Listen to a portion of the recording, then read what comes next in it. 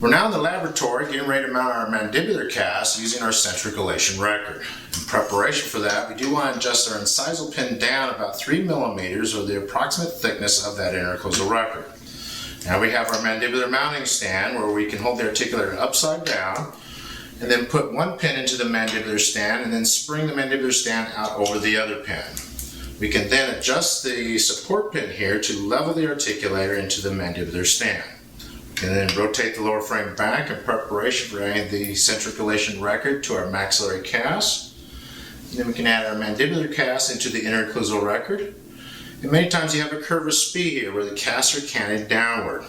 And so we can actually adjust the front of the articulator down to level that cast so the plaster will actually stay in place during the mandibular mounting procedures. We can then add a mounting plate to our lower frame here. We can add some plaster to the mounting plate and to the cast, swinging this around, making a connection of the lower cast to the lower frame of the articulator.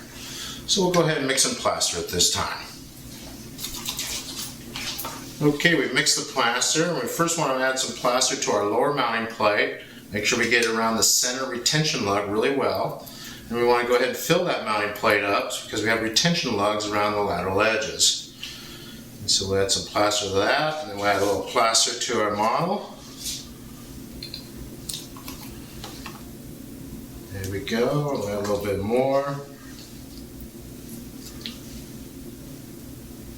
And all we need to do is just make a connection. So we'll swing this around, making a connection of the plaster to the mounting plate. And actually you can reach around and actually hold that lower cast into the inter-occlusal record for the initial set. So we'll go ahead and let this set at this time. The plaster is now set, so we can go ahead and remove the articulator from the mandibular mounting stand by springing one side out over the Dynalink pin, then removing the articulator and setting it right side up on the countertop. We can then open the articulator up to remove the centriculation record, and we can now adjust the protrusive angulation using the protrusive check bite at this time. We're now ready to set our condylar inclination using our protrusive check bite. In preparation for that, we do want to loosen the screw here on the analog so we can remove our Dynalink pin and put it in its little storage hole in the lower frame of the articulator.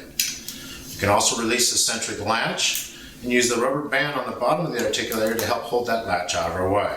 We can now remove the upper frame, and using a hex wrench we can loosen the little lock screws here in the back of the articulator for the motion analogs. We can then rotate these analogs up to their highest setting and lock it in place with the little friction screw here on top. We also want to raise our incisal pin up a little bit out of our way, so we're going to raise that up out of our way so nothing will be interfering from the cast going into the protrusive check bite. So we now set our protrusive check bite into our lower cast, and then we can bring our upper frame around and set our upper cast into the protrusive check bite and push firmly down in the center here, and then we can loosen the incisal pin, dropping that down to create a bigger tripod for better stabilization.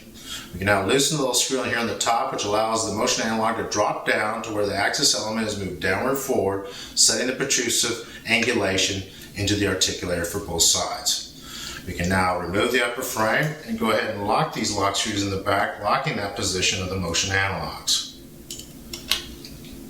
We can then remove the protrusive record and add back the upper frame to the articulator. We can release the rubber band here in the back, re-engage the centric latch, and re-engage the Dynalink pins back into the motion analog.